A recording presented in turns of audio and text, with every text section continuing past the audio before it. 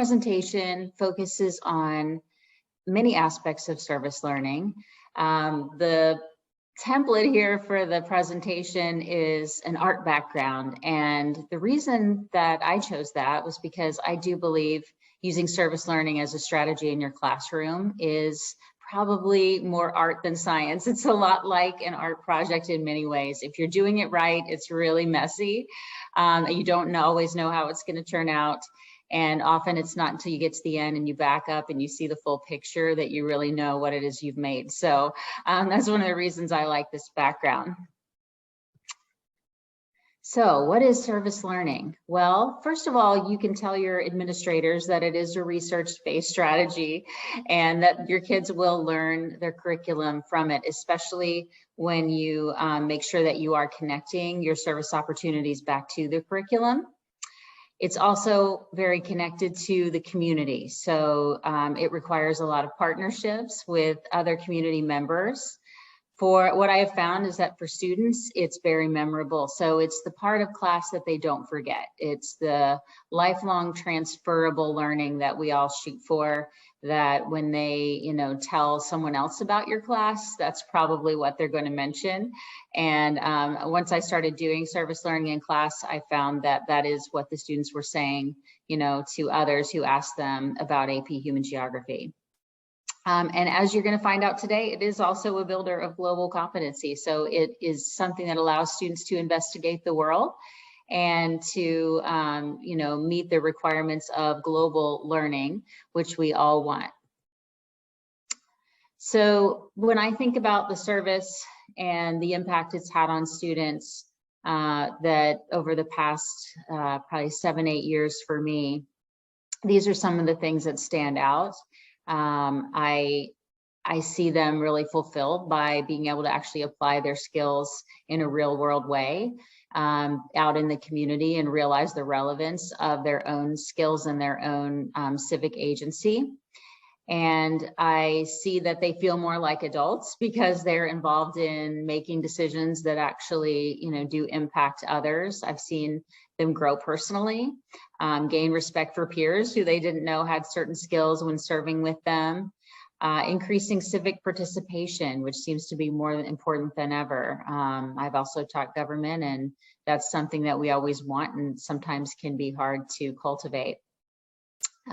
Learn themselves better, learn, leadership skills, and then a big one, because there's many connections in human geography to community issues, community problems. And so they really can deepen their understanding of root causes of community problems beyond maybe some surface things. So here's a quote from kind of the service learning guru, Catherine Berger Kay. I won't read it to you, but I've referenced her book as one of the resources in some later slides. And I'm sure you'll get this slideshow from Michelle, and then any resources that you want to tap into later, you'll be able to. All right, first of all, I want to point out that service can look like a variety of things. So maybe that's something that if you're new to service learning, you haven't fully realized yet, is that, we always think, I think when we first start talking about community service or service learning, about direct service. So a student goes directly to an organization, maybe helps sort clothes, maybe, serves food at a food pantry. And that direct service by volunteering their time at a service site is certainly something that can be part of service learning. But I've also seen a great impact from these other types of service, and AP with We service recognizes all of these types. And so that's one reason I put them on here, because as I began to integrate service into AP through a program that the College Board created called AP with We service, we began to do all of these things and call them service. And I came to realize the value in all of them for the students. Another area, and it was just mentioned that I'm doing something now at Indian Hill called experientships. And so I've been piloting some internship type experiences with my classes this year. So it's been awesome to be able to actually connect up some students and they can serve in a way that they're using skills that they're developing, whether in the case of this young man you're going to hear from, he likes research. And so he was doing research, some data collection, data aggregation, and actually creating some visuals, infographic type visuals with data for this organization that he connected with called the Center for Closing the Health Gap. So I'm going to let you listen to him in the really brief video talk about his experience there. I think right now a lot of people are unaware of the health gap here in Cincinnati, but also in the United States in general. As a first world country, we often don't think about our under-resourced communities enough. And as surgeons, as in physicians, especially in the United States, we need to think about serving the under-resourced communities first so that we can all have an equal base and foundation for us to build new companies, businesses, or just to find success. All right, so what I like about that video as I listen to him talking is, in the past in human geography, I might share some graphs with data. You might see that there's a health gap that's a racially based health gap based on something like maternal mortality or infant mortality. And it's, you know, something that I have to explain to the students the reasons for that gap. But the actual empathy and the understanding that Pranav gained while serving at the Center for Closing the Health Gap, where he really began to see personally the need to close that gap and understand the reasons why and how physicians can contribute, and being a physician is something he's thinking about doing. So that's really impactful, and that's the kind of thing that excites me. Sorry, I have to advance my slide without starting that again. Okay, so the next thing I want to talk about is the how of service learning, and it's an acronym called IPARD. So this is what IPARD stands for. The I in IPARD is for investigation. So whenever students begin service learning, they're investigating a real world problem of some kind. They are learning some things that their service is going to take them deeper into. There's going to be some preparation and planning involved. So the students are going to learn some skills around organizing things, reaching out to community partners, other adults, planning out their time, not failing to show up when they've said they're going to, all those kind of practical skills that we want them to have. They're going to take some type of action. They're going to reflect on that action, and if reflection is a really important part of service learning. And then a demonstration, and hopefully to an authentic audience, or an audience beyond just their class, but there can be just a demonstration to their other classmates. But there are multiple ways to do that. And so that all of those parts are really what make for meaningful service learning. And any one of those parts skipped will kind of lessen the impact. It won't make the whole thing worthless. There's still value in, doing different parts of this, but this is the gold standard, right? This is how you get all the way to the student really understanding what they're getting out of what they've just done. And you just heard Pranav reflect there a little bit on camera. And then he also made a presentation to his class. So now I am going to let Rachel take over and talk to you about global competency, and I will mute myself and I'll advance your slides, Rachel. Okay, great. Thank you. Hello, everyone. So what we did is kind of superimpose next to the 5 stages of service learning that same global competence domain structure that was shared earlier. And if you notice, a lot of those things are exactly what Wendy sort of went through.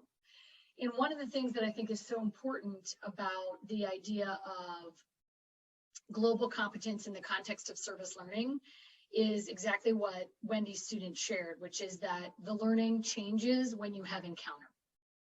So just, within a classroom environment where you're learning, but you're not applying or demonstrating or reflecting, it diminishes how much you actually take what you have learned and then apply it to future lessons, to your future career, to whatever it is. And I think the key for looking at service learning in connection to global education is understanding that even though we're thinking of global competence and global education, obviously with that global footprint, it's not focused on travel or even focused on just learning about another country.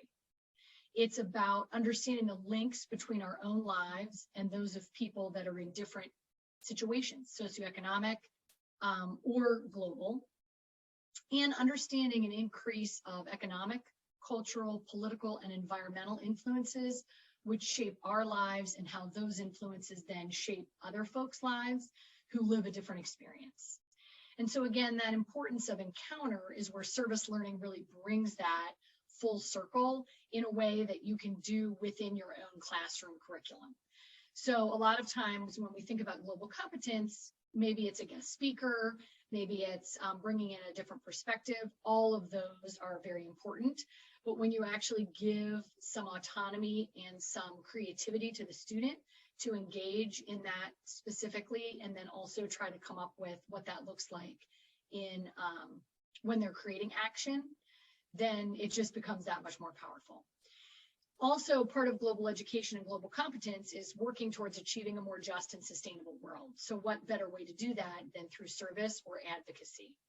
And I think it's an important piece, especially when you're thinking about how to do this in your own classroom space, is that you pick like something small to start. It gets very overwhelming, and some of the examples that we'll showcase, you know, might feel like, oh my gosh, there's no way I could start with that. But just starting with something small, and sometimes, you know, we have started doing some things where in terms of the global competence and the service learning, you sort of set up the overall stage for the student, and then you can even do some of your own sort of like, here are the subjects that we're going to have you pick from to start, or here are the agencies that we've already created some connection to so that you already have vetted them, versus kind of letting the students do their own investigation or their own planning. So there's different layers, I guess, is my point of that, when you're developing those skills and just making the students kind of have more awareness of that. Just want to mention a couple things related to what was shared earlier in terms of the Asia Society. The one thing that I really like that they offer, and I think we can put these links that's somewhere, but if you just search Asia Society, they actually have performance outcomes for high school and grade school, and they do it very much age specific. And I really like it because they have rubrics that are set up by I can statements. And I think it's a very easy way to think about, okay, what are the things within my classroom related to these global competencies that I want my students to gain based on my curriculum? And then it's very specific based on the I can. And so I really liked, I just wanted to mention that if you look on their website, their rubrics, their I can statement rubrics, I think are really helpful. And again, in a very friendly format so that you can think about what your goals would be for your students. So that's sort of like, in a nutshell, a little bit about how the connection between service learning connects to the global competence. It's very much interlinked. If you think about this kind of global competence diagram and service learning, and you see these kinds of parts, if you were to look at that kind of overlaid, it would definitely very much complement each other.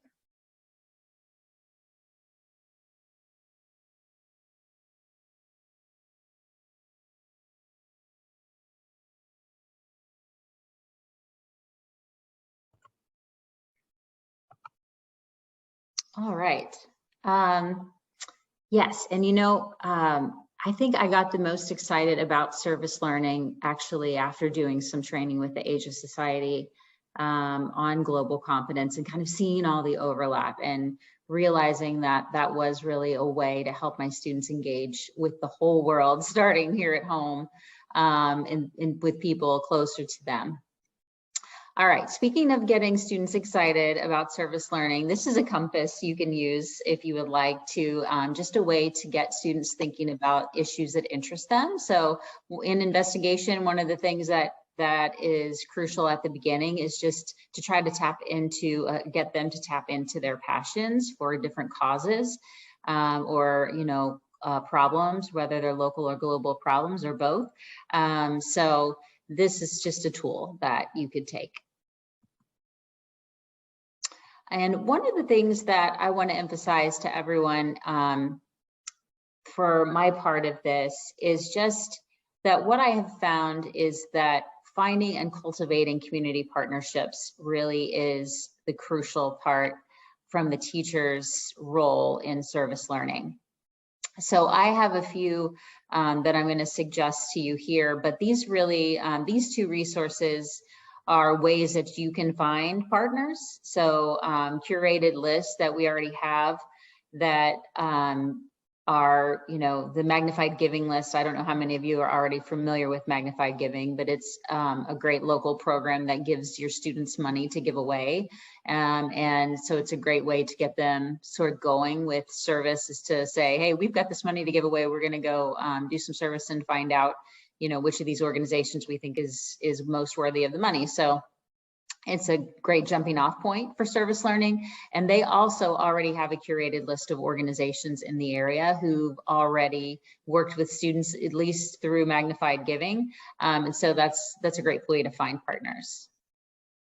Just to piggyback on that a little bit, is the idea of the community partnership, I think, is very valuable. And I know Wendy's going to hit on it again, but I think also feeling comfortable to sort of enter into dialogue with that partner, sort of explaining what your hopes are for your students and expectations that you would have of the agency.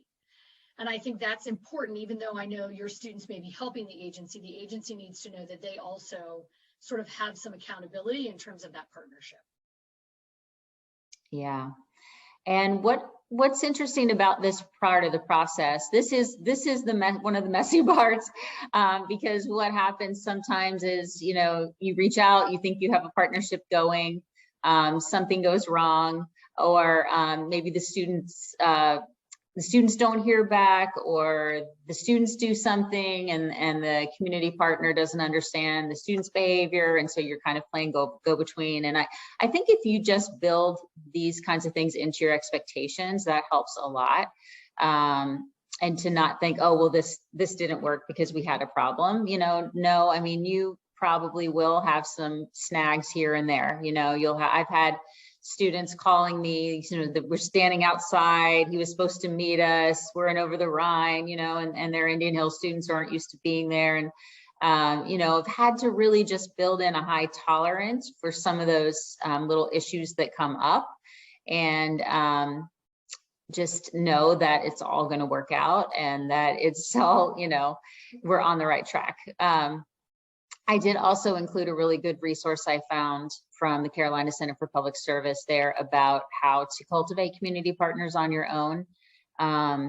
Just some advice, because I do think the details really do matter here. And so I've also said here, you know, being a good partner from your end is a key to long-term success, because if you cultivate a good partnership, they'll call you and they'll want your students back every year.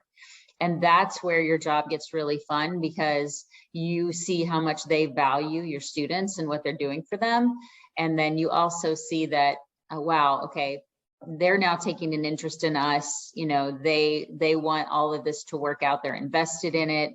You know, they're taking some of the work off my plate as the organizer by constantly keeping me in the loop of what they're doing and how our students can help. And so the way that starts out, of course, is putting them first. So reaching out and always showing your awareness that we understand that, you know, you have a job, you have a role. You're not just here to give our students something they can, you know, check off a box of community service for. You, if they're going to be there, our students need to be contributing. Our students need to understand that this is a grown-up thing and they have some responsibilities. And, you know, all of the communication part on your end too, just being really, really good, thorough, consistent, following up, that really does make a big difference for them, for the community partner. And then for your students' point of view, giving them some tips about how to communicate with adults at this role is crucial, like email templates, because sometimes they just don't know what to say, or they're too informal, or they don't say enough, or they don't communicate it the right way. So sometimes just giving them those email templates of, okay, here's how you could start this out. scripts for phone calls. All of that stuff improves your students' communication skills overall and also helps your community partner to be better served. Did you want to throw anything in here, Rachel, on this? Well, I was going to say, I know both of us have had a lot of experience with different community partners. So, I mean, I know some of you are not necessarily in our region, but if you are and you want like some of those examples of templates that we have, or even suggestions for specific types of community partners, we're more than willing. We can share our information if you want to reach out to us. Yeah. And then this is where, you really emphasize to the students that if they make a promise, if they say they're going to follow up, got to go back to their email. They can't wait 3 weeks, just things like that. It's a great life lesson for them. It is. It really does help them to grow. Okay. So here I'm talking about the fact that there are some forms of helping that are better than others. And I do believe this is one of the things my students learn with the service learning program, because they have to really stop and think about what the recipient of the help is experiencing. And this is something I made just to kind of consider this for a minute. Does the strategy of helping emphasize building resilience or dependence? These are questions I make my students answer from completing their service learning. So, and because I want them to think critically about helping. I don't know, there are some documentaries out there. There's one called Poverty Inc., for example, that really talks about how sometimes when well-meaning people in first world countries like the United States try to do things to help in other countries in particular, the way that we go about it can actually be kind of patronizing, or also just sometimes counterproductive. Okay, and I get the students thinking about what does it look like to build resilience with your work versus dependence. I also emphasize to my students, does this type of helping cause me to learn something I don't already know about the topic? So sometimes the first thing that students want to do when helping, for example, if we're studying food insecurity in human geography, well, we're going to go volunteer at a food bank. And I'll say, okay, that's fine, but I don't think we should stop there. And I try to get them to understand why I don't think we should stop there. One of the reasons I don't think we should stop there is because I'll say to them, did you already know there were people who needed food and there were probably organizations that were giving it to them?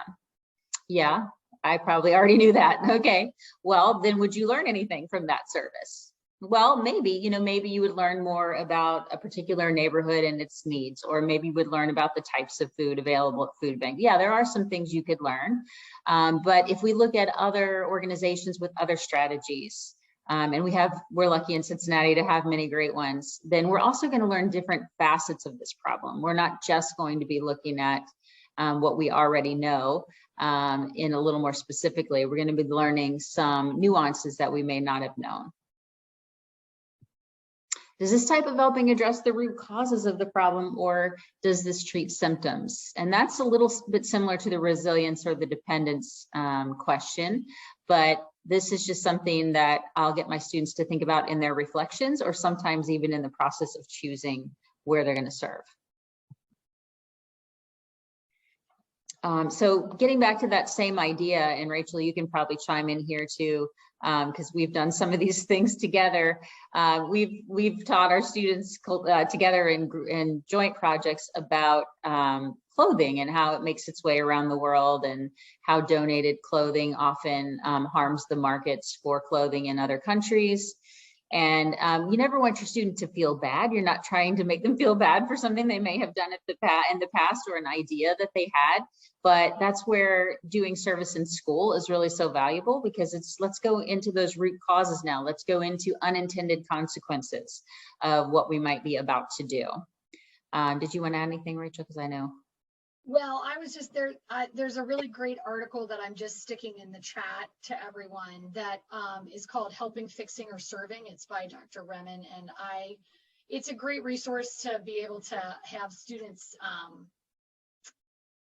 she is a doctor, so she sort of takes it in a little bit of a different perspective. But I think it's a great way to sort of then have a discussion about, oh, this is a little different, and trying to think about looking at these examples of learning and reflecting based on solidarity, or based on like how we're helping each other, versus it always being a little patronizing. So yeah. Yeah, thank you. That is a really good article, and I've used that one as well. And students always get a lot out of that one. Okay. So, you know, in the recognizing perspectives part of this, obviously, you know, we don't want to continue pushing kids towards service that may actually have some unintended negative consequences. And so the clothing example is a good one there. Having them do research themselves on this topic to understand it, understand the reasons why, and don't be afraid of topics that you don't have all the answers for, because I certainly, I've learned a lot from my own students' research and service. So don't be afraid of that. Just have the students go off, do the research, come back and tell you. It's really valuable. All right. And that's just, yes, a little note on the end there about loving with both our hearts and our minds and thinking about the results of what we're doing. All right, now we have our examples. You want, I guess my stuff's first, isn't it? So yeah, I think we have about 10 minutes. Okay. Before we're going to do Q&A. So eating it up a little. Okay. Yeah, I mean, you're fine, but like 5 minutes and 5 minutes, and then we'll see if other people have questions. Okay, I'll rush through some of this a little bit. So I've done some problem-based learning with my students on food insecurity. And we write a driving question. I've got some tools there about that you can check out. And so in their investigation of the world, this is an organization I'll share if you are local, because I know that they do need more volunteers. And they're a wonderful organization because they address some root causes within food insecurity from a slightly different way. Because what they come to understand is that even if you put fresh food in food banks, a lot of times people won't take it. And so then it becomes kind of defeating, because all the stuff in boxes with the long shelf life that isn't as heavy will get healthy will get taken first. And so Cooking for the Family has a 5-week cooking program that all the meals are under $10. It's basically free for the participants. Because it's sponsored through a church downtown. And the kids have an amazing experience volunteering here. They learn to cook alongside other people learning to cook. It's very interactive. They have a great time. The chef will make them sort of a little chef partner with them. And they feel really important in the class. And they always come back raving about this experience. So if this is something you're interested in, I'll be glad to connect you with Cooking for the Family for your own students to volunteer. These are some student-produced slides from some demonstrations that we've had. And I just included them here just so you could kind of see some of the things that the kids learn as they're investigating food insecurity and as they go to Cooking for the Family. This was actually a demonstration where they were advocating for Cooking for the Family to get a magnified giving grant, and some of the things that you can see that they learned. A student reflection about that experience and some photos of kids in the cooking class. I'm going to skip the video just for sake of time, okay? And these are some of the questions I asked them in reflection, if you're wondering how to structure a reflection or what kinds of things to ask. We did some mundane things for Cooking for the Family, just like assembling the binders that they used for their classes. But the students even learned a lot from that, of seeing what was in the class, and also just understanding that there's all kinds of behind the scenes work for a nonprofit that may not be the glamorous, you know, people to people stuff, but it's still what has to be done, and we were helping them do that. Our students have done some food mapping in partnership with a professor from UC named Alan White. He also works for Christ Hospital Nursing College. And we collected the data in Madisonville, which is a food desert. And then he actually produced an art map with our data and then shared it back with us. So that was a cool project for a geography class. I've also had in government class some exciting things happen with youth at the booth. Getting students to volunteer as poll workers kind of became a passion of mine during the last election. And the poll worker. They were particularly in need because of COVID. And so it was awesome to see some of our students really connect with that. One of our students ended up on NBC News talking about that. I won't play that right now, but I did link up that clip. And then the internship. So this is Pranav sharing his map that he was showing of the health gap data and sharing that with his classmates. So he basically just taught my class for me that day. I just sat and listened to him, and that was awesome. I love that when that happens, and that's sort of like the peak, right? When you're a teacher. So that was great. And then these are the resources that I'm sharing with you in case you'd like your students to volunteer with youth at the booth. That's something that goes on every year. And then I've also got some choice boards there for experiential learning that maybe that would just give you some ideas. And then of course, Magnified Giving, the great local program we talked about, is linked up there. Great. So one of the other things that I wanted to bring up that I thought would be really helpful in any subject area and for any grade level is using the Sustainable Development Goals as a place to jump off, no matter what your curriculum is, in terms of making that global competence and making it, I think, accessible. So again, like similar to what Wendy did, where you're starting sort of with larger questions and problems that you're getting the students to think about, the essential questions where you're just talking about things that don't really have a specific answer. What does it mean to be a global community? And then, you know, slowly as they've answered those, moving to more supporting questions to start to narrow it down. And there are a gazillion, and I kid you not, because when you start to search it, it's overwhelming. But there are some wonderful resources about teaching students about what the Sustainable Development Goals are, which for those of you that might not know, they're basically through the United Nations. There are 17 goals that are for all of the globe to focus on very strategically trying to reduce poverty, gender inequalities, issues with the environment, even just like partnerships, better institutions, things like that. So they're great like pinpoints, but if you want to advance to the next slide.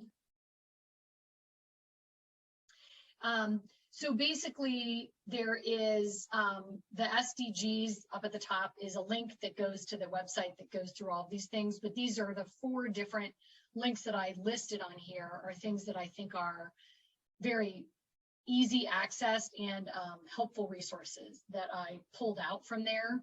I really liked some of the digital games and digital activities. They have questions and answers that go with each goal. And then there's the 3 and 4 are how do these apply to you? And then also ideas to start projects. So they can be specific passion projects. They can relate to a specific topic based on your content area.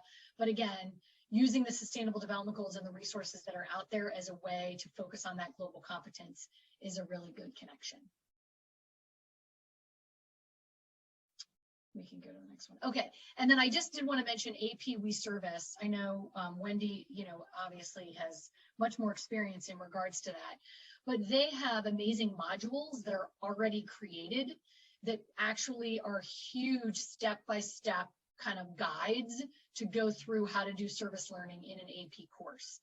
Now, that being said, you could absolutely use those same guides even if you don't teach AP. I mean, it's like even to like question sheets and reflection sheets for students, charts that kind of get them talking and thinking about the topic that you could absolutely, you know, specialize or create your own version of it. The other benefit for AP We Service that I really like is that they have the students look at local and global. So they're looking at both all the time, whether it be whatever issue they're focusing on. So if you could click on the English one, this is one that we are building out for next year, and we're, oh shoot, sorry. Never mind, I will just tell you about it, but I'll make sure that that's accessible. But so you could actually just put your own idea based on your course into AP We Service and then do it. It doesn't have to be one of the modules that they provide. And our English example is we have an AP English class for next year that's actually going to focus on mental health issues and look at the characters in all the books that they're reading. And obviously she's picking books that fit in various categories. And she's focused on different categories based on the books. So returning citizens, children, veterans, and we look at all those different aspects, and then we're partnering each of those small groups to look at the analysis of the book and the character with the agency and the project that they're going to be doing in regards to mental health. And in that one, they're focusing on access to governmental resources in regards to mental health services. So again, you can create your own and then, you know, put it up in the AP WeService application and they'll accept it, and then your students still get that credit. Okay, we can go to the next slide. So I did want to just mention one of the things that we have done for those of you that may be in a Catholic school setting or a Christian school setting where you would have a class that focuses on like social justice issues or Christian service is this is sort of our most consistent external weekly site visits that we do through our religion classes. And they go to schools and service sites around the city, and they go every week. And that becomes a standard part of their curriculum where they're looking at the issues within the class and then applying that information that they're experiencing at their site visit. And this is, again, a little bit of a huge like undertaking initially, but once you have some consistent sites that we're really excited that the students were coming weekly, and I created like a whole procedure about exactly how to do this and kind of gave a little bit of a lecture, if you will, about how this is a privilege to go off campus during the school day and all that kind of stuff. The students have really taken to it and it's worked out very, very well. Initially, we were concerned that if they're going so often, it might be difficult for them to stay up to speed on what they needed to get taken care of in the class, or that they would kind of take advantage and decide that they would, you know, go just to Starbucks instead. But they have been very good stewards of it. And I think, again, like Wendy mentioned, setting the expectations and what the, I think, privilege of doing some of these projects within a classroom environment, really the students are very excited about the opportunity. And then there's just a few other ones. The only other one that I'll just mention is we do an Empty Bowls event, and this is, we've done a lot of events with our art and design programs, and it's just so neat to see the students create something and then have sort of a larger impact. This is our ceramics class, and every year for the last 11 or 12 years, we've then hosted an Empty Bowls event, which focuses on hunger and food insecurity in our region. The students research the issue, they have a design in mind that connects with that issue, that they create the bowls in sort of in that vein, and then they create large placemats for everyone that we invite to the Empty Bowls with all of the information that they've researched about the agency or about the issues. And then the Empty Bowls event itself is a simple meal that they, whoever comes gets a small bowl of soup and then actually has a donation, and they get one of the students' bowls as their, like, you know, gesture of thanks for their donation as well as for attending. So it's neat because the students create 4 or 5 bowls each, and then they get to give those bowls out. And then there's just some other examples on here as well. Oh, that's long and involved, but that's a little bit about the project that people can click on later. But again, you know, lots of different activities and ideas, but if you want to